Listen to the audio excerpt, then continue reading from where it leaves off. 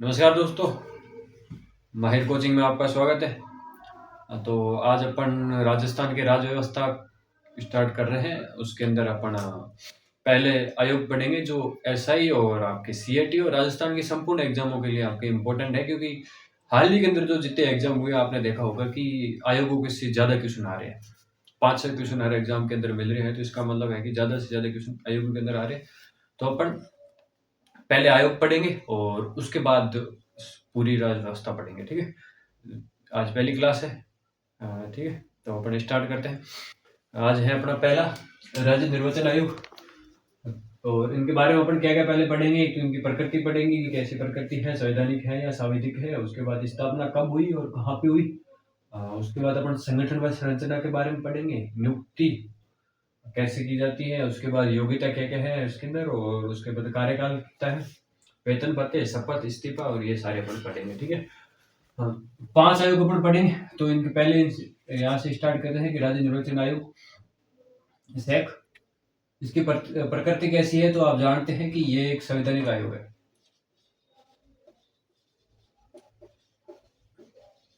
ये एक संवैधानिक आयोग है। इससे पहले बता देंगे अपन जो 5 पढ़ेंगे उनके अंदर सैक, आरपीएससी, ये दोनों के दोनों संवैधानिक आयोग हैं। और इसके अलावा ये दूसरे वाले जो जैसे आप 5 पढ़ेंगे ना, लोकायुक्त और राज्य सूचना आयोग, और उसके अलावा अपन एक पढ़ेंगे राज्य मानवाधिकार आयोग। ये तीनों कैसे हैं? ये तीनों आपके सांविधिक हैं। सांविधिक मतलब किसी विधि द्वारा बनाए गए, कानून पारित करके बनाए जाते हैं। ठीक है,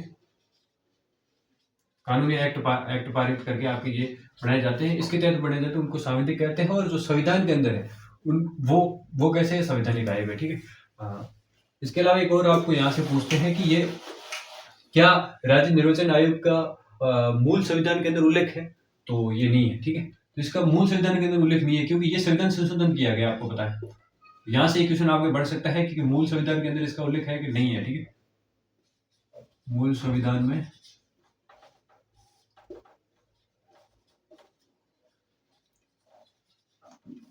उल्लेख नहीं है। ठीक है,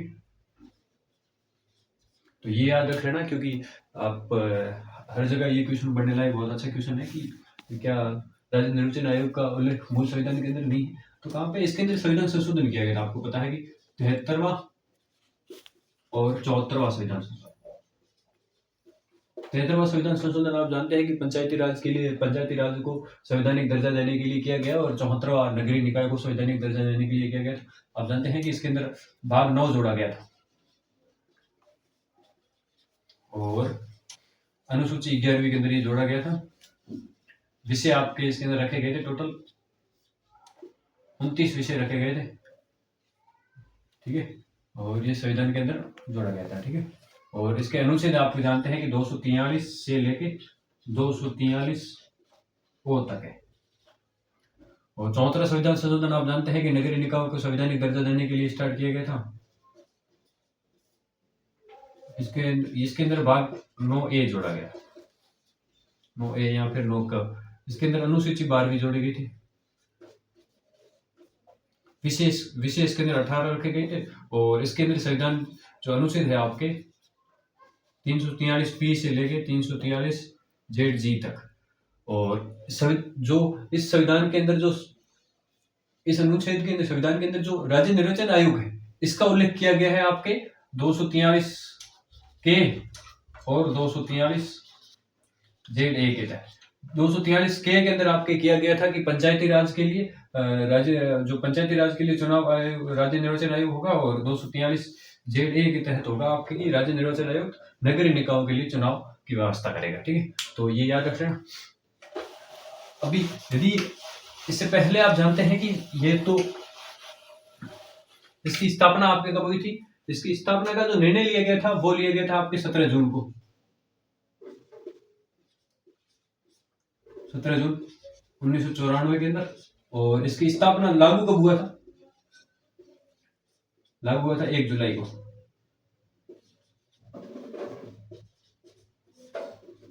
1994 के अंदर। क्या इससे पहले राज्य निर्वाचन आयोग जो आपके पंचायती राज और नगरीय निकाय के चुनाव होते थे। आप जानते हैं कि इससे पहले राजस्थान के अंदर 1960 में आपके पंचायती राज का गठन हो चुका था। आप जानते हैं कि 2 अक्टूबर 1959 के अंदर जवाहरलाल नेहरू द्वारा आपके नागौर से बगदरी गांव से आपके पंचायती राज का स्थापना की गई थी 2 अक्टूबर से।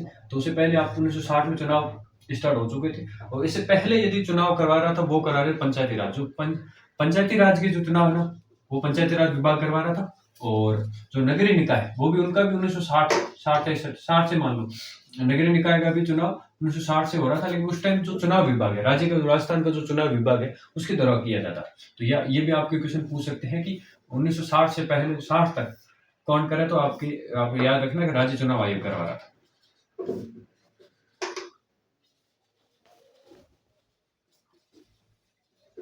अब तक आप जानते हैं कि 2020 हाल ही लास्ट जो हुए थे 2020 में चुनाव हुए थे, अब तक 11 बार हो चुके हैं। और जो आपके निर्वाचन आयोग है इसने 6 बार करवा ली। मतलब 95 से लेके जब इसने 1995 में पहली बार चुनाव करवाए थे राज्य निर्वाचन आयोग द्वारा, 95 से लेके 2020 तक इन्होंने 6 बार करवाए। इससे पहले यदि आपको पूछ ले कि इससे पहले कितने हुए थे, 5 बार हुए थे, टोटल 11 बार हो चुके हैं। और 2020 के अंदर लास्ट में हुए थे तब 21 जिलों के अंदर हुए थे पंचायती राज विभाग के। और आपके जो नगरीय निकाय है इसमें हाल लास्ट टाइम में 2021 के अंदर हुए थे अभी, और वो हुए थे आपके 51 नगरीय निकाय के अंदर, 91 नगरीय निकाय के अंदर हुआ था। तो आपको ये भी पूछ ले कि अभी तक कितनी बार चुनाव हो चुके हैं। 11 बार पंचायती राज के और 13 बार हो चुके हैं आपके नगरीय निकाय के। और इसके अंदर 6 बार दोनों ने करवा चुके हैं। मतलब जो राज्य निर्वाचन आयोग है उन्होंने 6 बार चुनाव करवाए। तो आप ये पूछ ले कि कितनी बार करवाए, 6 बार करवाए। और उससे पहले यदि इनके 7 बार हुए और इनके 5 बार हुए। तो ये भी याद रखना कि पूछ है। यहाँ से एक बार क्वेश्चन आपको पूछा हुआ है कि 2020 के अंदर पंचायती राज संस्थाओं के अंदर राज्य निर्वाचन आयोग ने कितने जिलों के अंदर करा था। वहां पे ऑप्शन आपके 25 था, लेकिन सही राइट ऑप्शन आपके 21 था। तो वो क्वेश्चन गलत हुआ था। तो याद रखना कि आपकी स्थापना जो है ना उसके अंदर नगरीय निकाय ये करवाया गया। ठीक है। और उसके बाद है इसकी संगठन व संरचना। तो ये एक आपको पता है कि ये एक सदस्यीय संगठन है।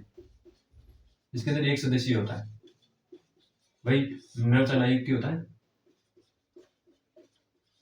और इसकी अब संरचना आप जाने तो पहले इसका निर्वाचन आयुक्त होता है ऊपर।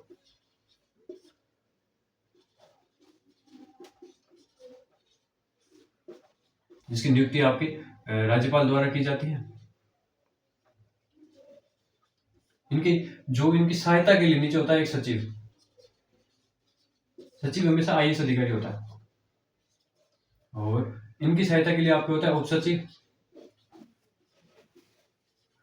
ये एक आरएस अधिकारी होता है। उनकी सहायता के नीचे होते हैं जो मुख्य, ये तीनों के तीनों आपके जयपुर जो सचिवालय उनके अंदर बैठते हैं। और उनके नीचे होते हैं आपके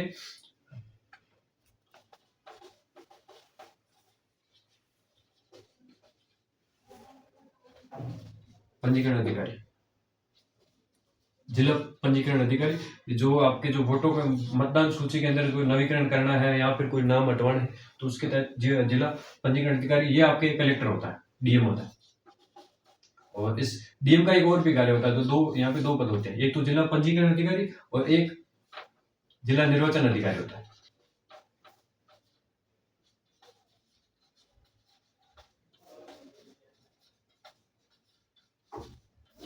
और उसके नीचे आपके होता है पीठासीन अधिकारी। एक विपद और होता है कि ARO होता भी, जो ये सहायक होते हैं, इनके सहायता करते हैं। और उनके नीचे होता है पीठासीन अधिकारी। पीठासीन अधिकारी का काम है कि जो आपके पीठासीन अधिकारी हर एक बूथ पे आपके एक होते हैं। और पीठासीन अधिकारी ज्यादातर या तो प्रिंसिपल डॉक्टर ये होते हैं और ज्यादातर सरकारी कर्मचारी होते हैं जो आपके ज्यादातर प्रिंसिपल को ही बनाते हैं। ठीक है। पीठासीन अधिकारी का काम होता है ये आपके जो सरपंच हुए,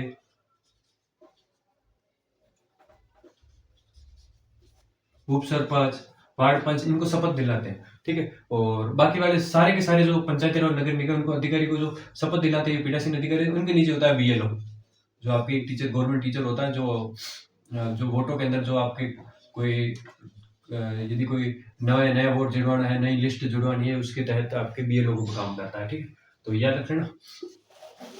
और उसके बाद है इनकी नियुक्ति। आप जानते हैं कि इनकी नियुक्ति राज्यपाल द्वारा की जाती है।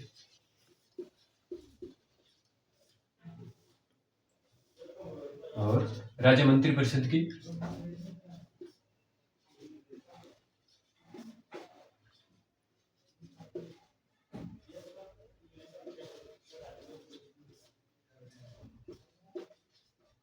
राज्य मंत्रिपरिषद की सलाह पर राज्यपाल द्वारा इनकी नियुक्ति की जाती है। तो याद रखना कि किसकी सलाह पर की जाती है, राज्य मंत्रिपरिषद की।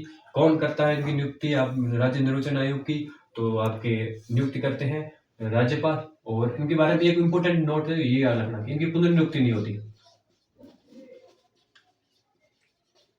पूछ ले कि इनकी पुनर्नियुक्ति होती है या नहीं होती, तो आप याद रखना कि कहीं आपके ऑप्शन के अंदर पूछ ले कि इनकी पुनर्नियुक्ति होती है, तो इनकी पुनर्नियुक्ति नहीं होती, ठीक है। और उनके बाद है योग्यता।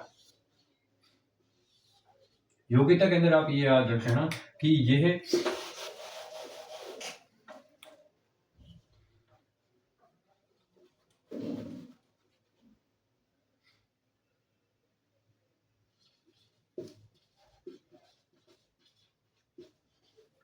सेवानिवृत्त अधिकारी, आईएएस अधिकारी होते हैं जिनका प्रधान सचिव के रूप में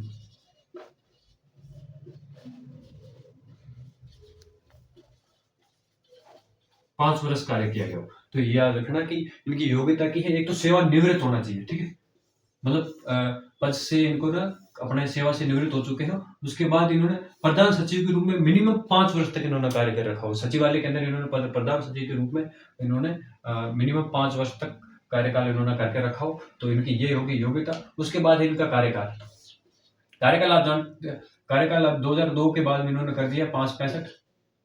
इससे पहले 2002, ये 2002 में किया गया, ठीक है, आपके एनआर भसीन द्वारा। एनआर भसीन जब दूसरे आयोग के अध्यक्ष थे तब इन्होंने किया गया था। और इससे पहले था तो आपके 662 था।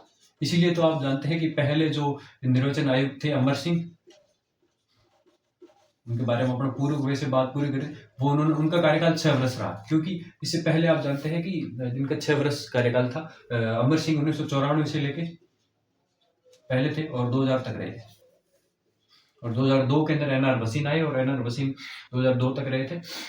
उसके बाद इनका कार्यकाल के अंदर चेंज किया गया दूसरे टाइम में, और उसके बाद ये 2002 तक ये रहे थे। उनके बाद एनआर भसीन की तो डेथ हो चुकी थी, लेकिन 5 वर्ष इनका कार्यकाल किया गया था। उसके बाद है वेतन और भत्ते। वेतन और भत्ते इनको जो आपके सचिव के समान दिए जाते हैं, राज्य सचिव है उनके समान दिए जाते हैं, और इनको राज्य की संचित निधि के द्वारा दिया जाता है।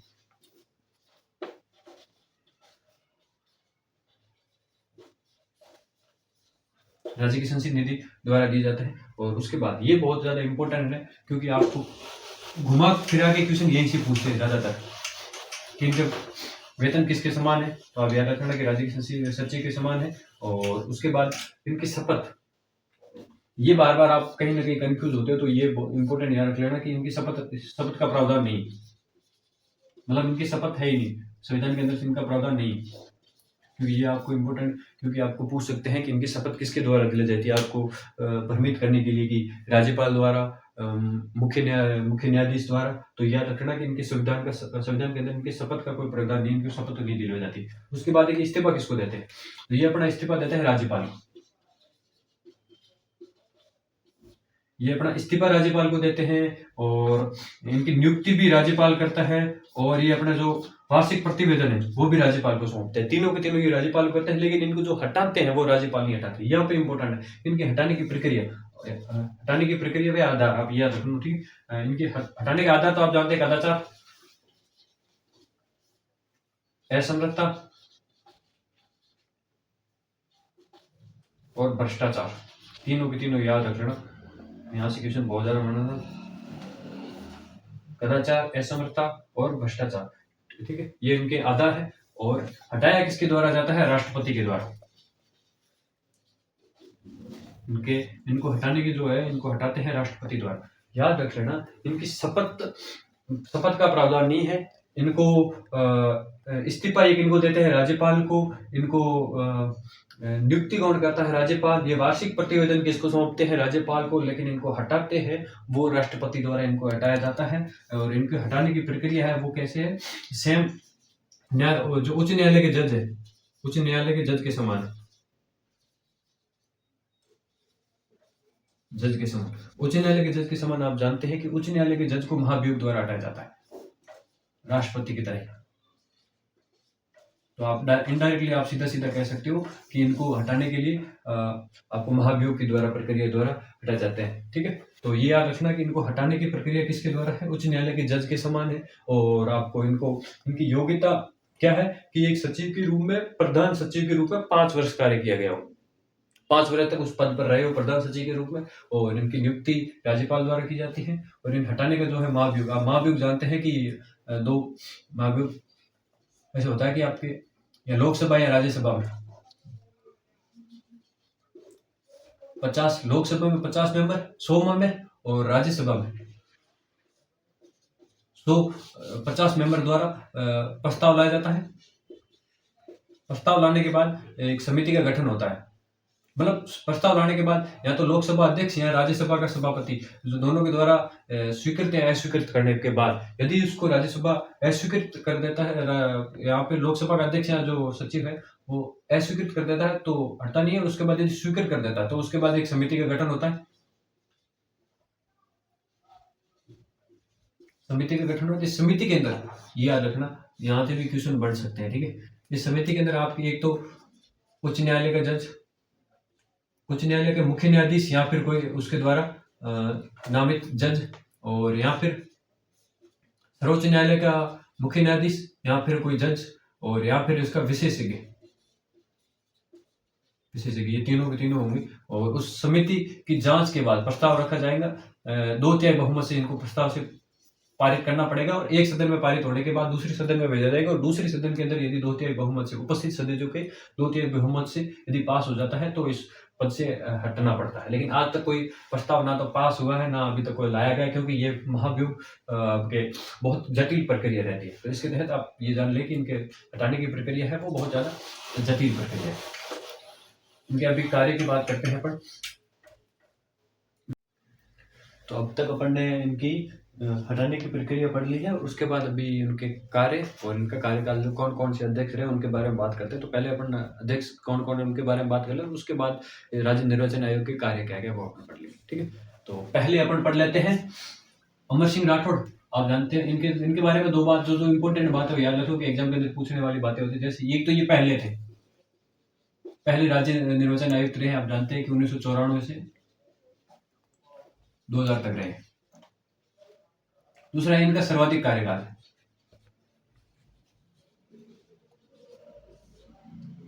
सर्वाधिक टाइम तक ये रहे थे, ये 6 साल तक रहे थे। क्योंकि उसके बाद जब 2000 में एनआर वसीम बने थे, एनआर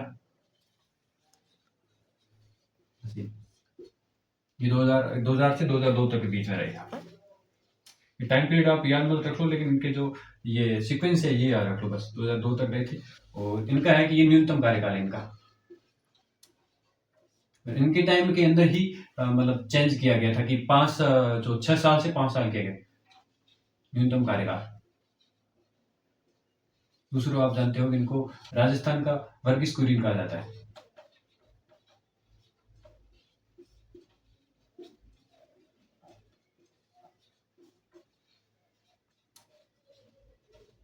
क्योंकि इन्होंने जो राजस्थान सरकारी डेयरी फेडरेशन है उनका स्थापना की थी, इन्होंने की थी। राजस्थान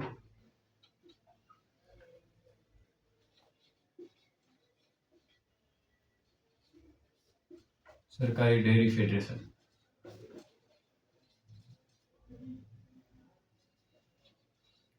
सरकारी डेयरी फेडरेशन की इन्होंने स्थापना की थी। और उनके बाद आपके हैं आपके अमर सिंह, और उनके बाद एनआर वसीम। अमर सिंह के बारे में आप याद रखना कि इनका कार्यकाल सर्वाधिक रहा और इनका न्यूनतम रहा। फर्स्ट वाले का सर्वाधिक कार्यकाल और सेकंड वाले जो एनआर वसीम है इनका कार्यकाल आपके सबसे कम रहा है। और उनके बाद आपके थर्ड रहे थे इंद्रजीत खन्ना।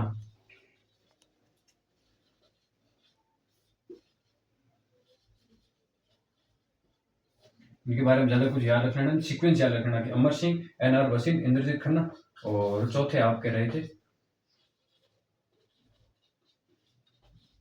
अशोक पांडे। पांचवे आपके हैं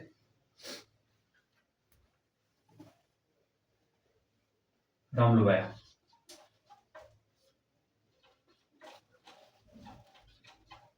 इनके बारे में याद रखना कि जो आपके हाल ही के अंदर जो आपके 19 जिले में 3 संभाग नए बने थे, उनके अंदर जो कमेटी बने, उन कमेटी के अध्यक्ष थे ये। तो राम लोबाया कमेटी के अध्यक्ष यही थे। ठीक है, तो ये याद रखना। और उसके बाद आपके छठे हैं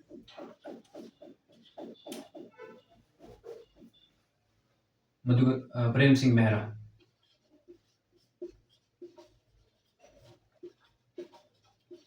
छठे आपके प्रेम सिंह मेहरा है। इनके बारे में याद रखना कि इनको अध्यक्ष बनाने पर जो आपके निर्वाचन आयोग है ना, उनके अंदर संशोधन किया गया था।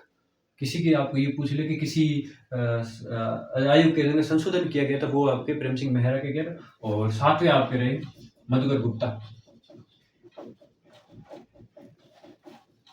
उन्होंने हाल ही के अंदर इस्तीफा दे दिया। और आठवें आपके राजेश्वर सिंह है। अभी वर्तमान में कौन है आपके? राजेश्वर सिंह। राजेश्वर सिंह है, जो आपको पता है, अभी अपने सितंबर का करंट पढ़ा था, उसके अंदर पढ़ के आए हैं कि हाल ही के अंदर राजेश्वर सिंह ये आईएएस अधिकारी हैं। और उसके बाद अपन ने क्या क्या पढ़ लिया है? अमर सिंह राठौड़ ये कैसे थे पहले, और उसके बाद इनका सर्वाधिक कार्यकाल रहा है। और दूसरा एन.आर. वसीम जो न्यूनतम कार्यकाल, इनका लगभग 2002 के अंदर इनकी मृत्यु हुई पद पर रहते हुए, इसलिए इनका सबसे न्यूनतम कार्यकाल रहा है। और इनको वर्गीस कुरियन कहा जाता है, क्योंकि सरकारी फेडरेशन जो अध्यक्ष उनको इन्होंने स्थापना की थी। उसके बाद इंद्रजीत खन्ना, और उसके बाद अशोक पांडे, उसके बाद राम लोबाया जो नए जिलों वाली जो कमेटी बनी थी, राम लोबाया कमेटी, उनके अध्यक्ष थे।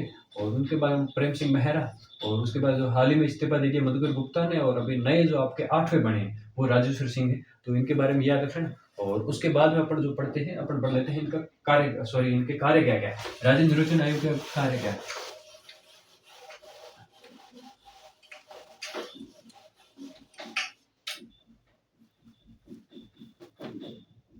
कार्य क्या आप जानते हैं कि पहला तो इनका काम है स्थानीय निकाय का चुनाव कराना।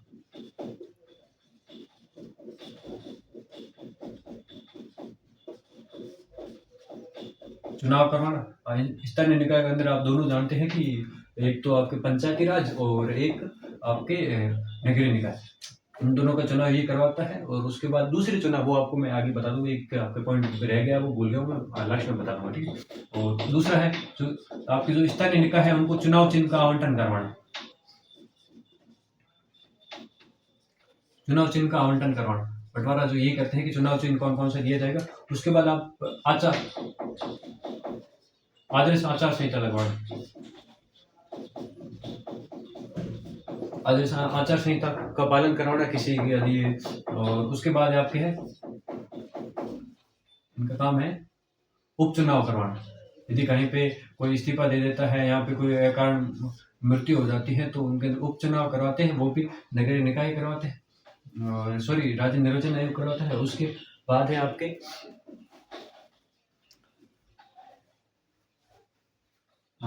उसके बाद आपके हैं निर्वाचन नामावली।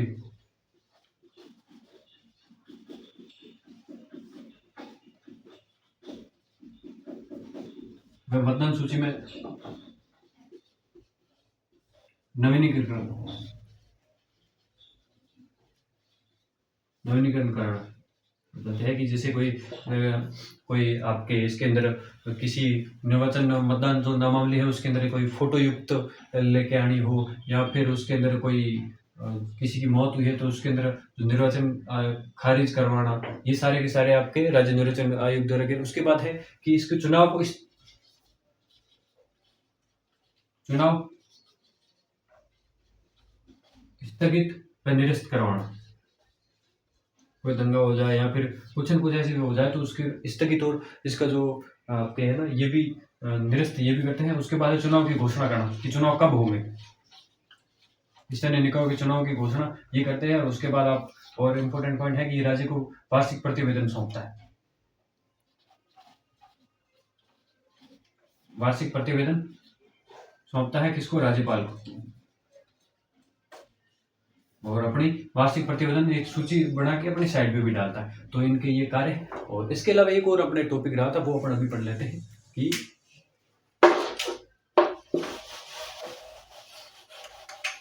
जो स्थानीय निकाय है इनके तो चुनाव आपके राज्य निर्वाचन आयोग कराता है, लेकिन जो अपने राज्य के अंदर है, ठीक है, जो बाकी वाले चुनाव है, MP, MLA और राष्ट्रपति,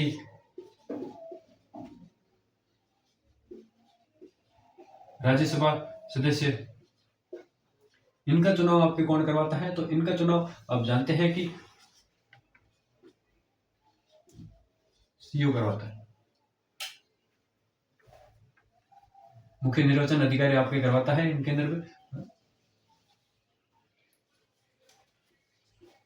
चीफ इलेक्शन ऑफिसर आपके ये करवाता है। ये आपके जानते हैं कि ये एक पद जो आपके इंडियन इलेक्शन है, जो भारतीय निर्वाचन आयोग है, उनके द्वारा, कि वो हर जगह, वो संस्था ऐसी हर जगह नहीं करवा सकती चुनाव, तो उनके लिए राज्य जो इंडियन इलेक्शन बोर्ड है उनके द्वारा एक हर राज्य के अंदर एक अपना सदस्य छोड़ा हुआ, उनको आपके मुख्य निर्वाचन अधिकारी कहते हैं। उनके द्वारा आपके MLA, MP और राष्ट्रपति का चुनाव करते हैं। ये आप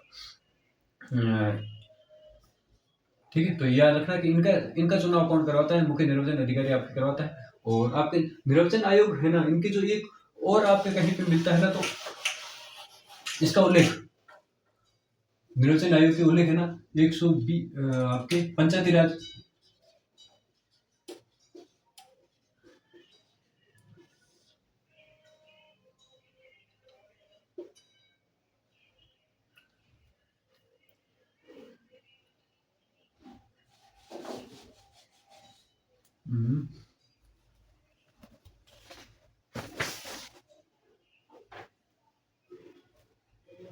हाँ, इस आयोग का आपके जो प्रावधान है ना, वो एक किसी और की धारा के अंदर मिलता है, वो पंचायती राज कानून की धारा 120 के अंदर, ठीक है, याद रखना, ये मैं भूल गया था।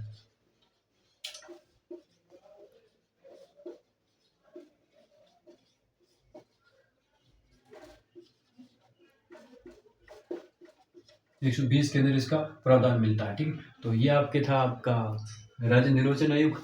तो याद रखना कि इसकी प्रकृति कैसी है, ये एक संवैधानिक आयोग है और उसके मूल संविधान में इसका उल्लेखनीय स्थापना आपके 1 जुलाई को की गई थी संगठन। उसके बाद नियुक्ति कौन करता है? आपके राज्यपाल करते हैं। और उसके बाद योग्यता इनकी क्या है, ये आप मैंने बता रखा है। और उसके बाद आपके पदावधि कार्यकाल 565, इसका वेतन भत्ते कौन है? राज्य संचित निधि पर। और शपथ, इसका शपथ का प्रावधान नहीं है, इस्तीफा किसको देते हैं? राज्यपाल को। और हटाने की प्रक्रिया महाभियोग द्वारा। कार्य बता दिए, उसके बाद कार्यकाल आपको बता दिया, ठीक है। तो ये आपका आज सेट था राज्य निर्वाचन आयोग। और उसके बाद अपन अब नेक्स्ट वाला टॉपिक पढ़ेंगे मानवाधिकार आयोग, ठीक है। Thank you.